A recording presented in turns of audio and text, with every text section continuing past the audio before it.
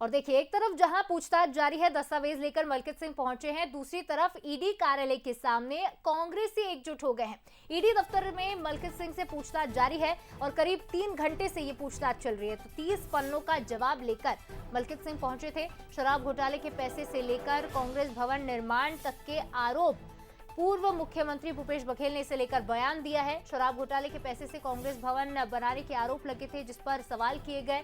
इसे लेकर पूर्व मुख्यमंत्री भूपेश बघेल का भी बयान सामने आया। कहा है कि ध्यान भटकाने के लिए ईडी कार्रवाई कर रही है।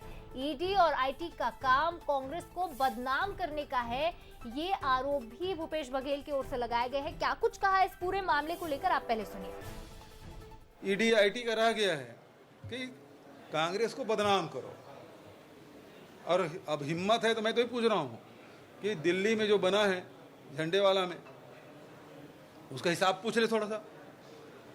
उस दिन भी बोला था यहाँ एक आदमी पर्सन में थोड़ा सा किराया ले रहे हैं, 1 रुपये फीट में ज़मीन लेके, उसका थोड़ा हिसाब पूछ ले। उसको तो नहीं पूछ पाएंगे। या वहाँ जो बना है कुशाभाऊ ठाकरे परिसर 5 स्टार है ना, उसका थोड़ा हिसाब पूछ ले।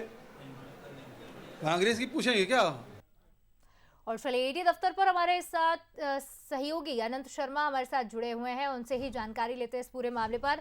अनंत, तस्वीरें दिखाइएगा, क्योंकि ये भी खबर है कि कांग्रेसी कार्यकर्ता ईडी कार्यालय के सामने मौजूद है, और ये भी अपडेट दीजिएगा कि आखिर कब तक पूछताछ चलेगी। साथ ही एक बड़ा सवाल ये भी उठता है अनंत, क्योंकि अगर कांग्रेस कार्यकर्ताओं ने या फिर कांग्रेस ने कुछ गलत नहीं किया है, तो फिर सवालों के जवाब देने में इतना हंगामा और इतना विरोध क्यों किया जा रहा है? जी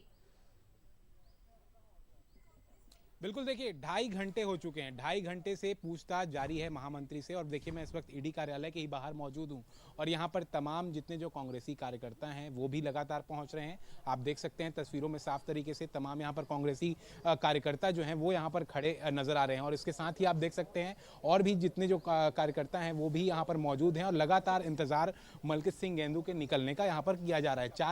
4 बिंदु के जो सवाल हैं वो पूछे गए थे, और उसी की जानकारी मलकित सिंह गेंदू देते नजर आ रहे हैं। 30 पन्नों की ये पूरी जानकारी जो है वो मलकित सिंह गेंदू यहाँ पर बनाकर पहुंचे हुए हैं। इसी जानकारी को वो साझा ईडी के साथ कर रहे हैं। मेरे साथ में कुछ कांग्रेसी कार्यकर्ता और नेता भी हैं यहाँ पे।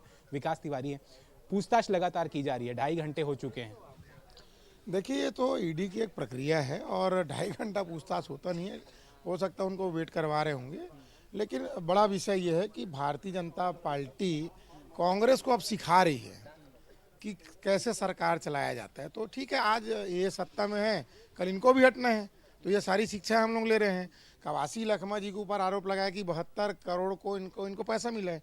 72 करोड़ का 72 रुपया आज तक नहीं दिखा पाए। लेकिन जो लॉ का मिसयूज़ कर रहे हैं वो ठीक है, और प्रभारी महामंत्री जी अपना समस्त दस्तावेज लेके बैठे हैं। लेकिन इसी बीच में सवाल ये है कि लगातार ईडी की तरफ से कहा गया डिजिटल साक्ष्य उनके पास मौजूद हैं, उसी के आधार पर ये पूरी कार्रवाई हो रही है। कोंटा, सुकमा, राजीव भवन कांग्रेस यहाँ रायपुर में नहीं, रायपुर पहली बात तो रायपुर के मैं स्पष्ट कर दूं, रायपुर के राजीव भवन से संबंधित ये कार्रवाई नहीं है।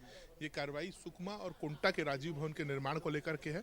उनको जानकारी चाहिए कि उसमें फंड्स कहाँ से आए, कैसे लगे, कितना पैसा खर्च हुआ, कॉन्ट्रैक्टर कौन था, जमीन संबंधी कागज चाहिए। तो ये सारे पारदर्शी डॉक्यूमेंट्स हैं जो हमारे पास उपलब्ध हैं। इन्होंने ऐसी चीज़ें मांगी हैं जो हमारे पास आसानी से उपलब्ध थी। कल एक दिन की सरकारी छुट्टी होने के बावजूद हमने वो डॉक्यूमेंट जमा कर लिए। तो मुझे लगता है कि बहुत ही आसान से सवाल थे, और ये आसान से सवाल सिर्फ प्रताड़ित करने के लिए थे। तो कांग्रेस ये छोटी छोटी चीज़ों से प्रताड़ित नहीं होती है। हम तो कहते हैं कि मलकित सिंह गेंदू जी पूरे ताकत और हिम्मत के साथ ऊपर गए हैं अपनी बात को रखने के लिए, और हम सब नीचे उनके समर्थन के लिए खड़े हुए हैं। और मुझे लगता है कि कांग्रेस पार्टी ऐसी 100 जांच के लिए और तैयार है। ये कोंटा में ही राजीव भवन की जांच की जा रही है। कोंटा विधायक कवासी लखमा भी जेल में भी बंद है, डिजिटल साक्ष्य भी हैं। दोनों से मैं आपसे जानना चाहूँगा कि ये क्या है डिजिटल जब साक्ष्य जब ईडी के पास है, वो खुद बोल रही है, तो इस ऐसे में क्या कांग्रेस इस बारे में कुछ अपना स्पष्ट करना चाहेगी कि क्या क्या साक्ष्य है? हम तो ईडी से पूछते हैं ना कौन से डिजिटल साक्ष्य दिखा दे, उसके बाद उसमें काउंटर करेंगे। मुझे लगता है कि अभी हमसे जो 4 पॉइंट्स पे जवाब मांगे गए थे हमने वो दे दिया। पूरा कांग्रेस का सिस्टम पारदर्शी है।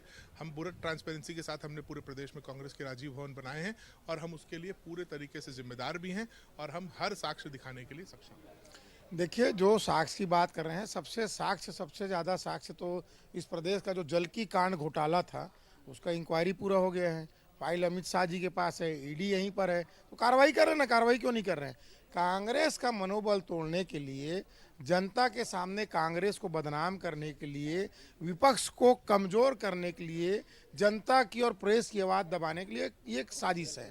तो ये साजिश से कांग्रेसी नहीं घबराते। देखिए, तो यहाँ पर लगातार इन सभी मामलों पर जी। कांग्रेसी कार्यकर्ता यही कह रहे हैं कि कांग्रेस की आवाज को दबाने के लिए ये पूरे जो कोशिश है वो ईडी करते नजर आ रही है। लेकिन फिलहाल देखिए 2.5 घंटे से अधिक समय बीत चुके हैं, हर बिंदु पर पूछताछ जारी है। और देखिए सबसे बड़ी बात है कि जो जानकारी मांगी गई थी उस पे 30 पन्नों की जानकारी मलकित सिंह गेंदू यहाँ पर लेकर पहुंचे हैं। और जब वो वहां पर पहुंचते हैं तब उन्हें सीधे ईडी दफ्तर का कार्यालय अंदर बुलाया जाता है और उसके बाद से किसी भी कांग्रेसी कार्यकर्ता का या किसी और पीसीसी नेता का अंदर जाना अभी कोई भी अंदर नहीं जा पा रहा है। तो इससे समझा जा सकता है कि लगातार पूरे प्रकरण पर पूछताछ जारी है। देखना होगा इस पर मलकित सिंह गेंदू जब बाहर निकलते हैं तो क्या जानकारी। निश्चित तौर पर अनंत अब इंतजार उसी घड़ी का है कि कब पूछताछ खत्म होती है और मलकित सिंह बाहर आते, क्या कुछ सवाल उनसे किए गए। हालांकि कांग्रेस नेताओं का कहना है कि 4 बिंदुओं को लेकर जो भी सवाल किए गए थे उसके डॉक्यूमेंट्स और जवाब लेकर मलकित सिंह पहुंचे। अब देखना होगा कि ईडी क्या आगे कदम उठाती है, साथ ही साथ कांग्रेस का आगे क्या रिएक्शन होता है। फिलहाल तमाम जानकारी और बातचीत के लिए आपका बहुत बहुत शुक्रिया आनंद।